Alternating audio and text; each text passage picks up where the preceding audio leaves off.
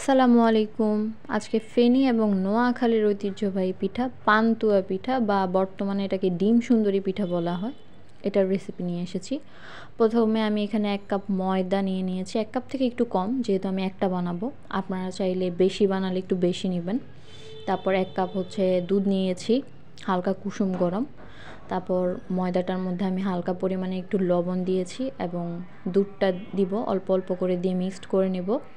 1 cup দুধে যদি না হয় তাহলে অবশ্যই আপনারা হালকা কুসুম গরম পানিও ইউজ করতে পারবেন, সমস্যা নেই। তারপর আমি এখানে পরিমাণ মতো চিনি দিয়ে দিব। ভালোভাবে মিক্সড করার পরে যখন উঠাবো তখন এটা পড়ে যাবে, ওরকম একটা টেক্সচারে আসলে আমি এটাকে রেস্টে রেখে দেবো 10 মিনিটের জন্য।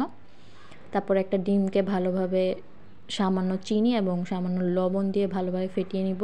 ফেটিয়ে নেওয়া হয়ে গেলে আমি এটাকে সুন্দর করে কড়াইতে তেলটা গরম করে দিয়ে দিব। তারপরে আপনারা চাইলে এভাবেও করতে পারেন, অন্যভাবে চাইলে অন্যভাবেও করতে পারেন, আপনাদের যার যেভাবে ইচ্ছা। এটাকে ভাজা হয়ে গেলে আমি সেম কড়াইতেই আরেকটু বেশি করে তেল দিয়ে ভেজে রাখা ডিমটাকে আটার মধ্যে চুবিয়ে নিব। তারপর এটাকে তেলে দিয়ে সাইড থেকে গিয়ে আবার আটাটা 1 চামচে করে দিয়ে দিব একটু একটু করে। অবশ্যই সাইড থেকে দিতে হবে, মাঝখানে দিলে শেপটা আসবে না এবং ভেতরের যে লেয়ারটা সেটা হবে না। ভেতরের লেয়ারটা হওয়ার জন্য অবশ্যই সাইড থেকে দিতে হবে, তাহলে সুন্দরভাবে আসবে।